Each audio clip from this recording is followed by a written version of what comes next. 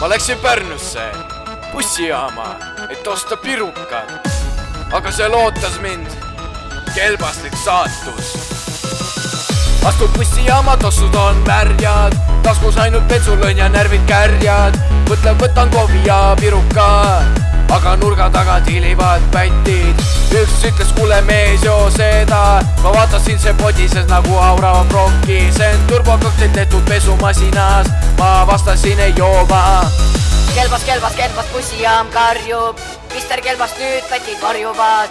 Üks saaras mult jopeedin, tats mopeedi, aga siis ilmus vetist peidab end reedis.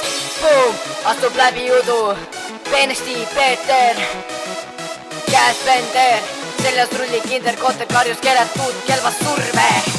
Ühele pani turbokane silma, teisele virutas starteri külge ilma. Kolmas ütles palub vabandust, aga siiski sai konksuga vastu ust. Mister Kelbas ja Peeter vennad bensust. Üks segab mootorit, teine tatsib bensurüpis, pätid jookseb karjudes, ei roolita. Aga me peenestasin nad kartuliks alus. Pärnu bussijaam puhas Kelbas jäi, pätid läksid kaju nagu Peeti jäi. Kelbas võidud sees, mootor laulis hümni ja peenesti Peeter virutas viimase rütmis. Mister Kelbas seisab keset bussijaama, pirukas käes, peenesti Peeter noogutab, kõik on vaikne, ainult üks väikselt pomiseb. See oli ju Kelbas. Ja nii Mr. Peeter ja Kelbas said sõpradeks.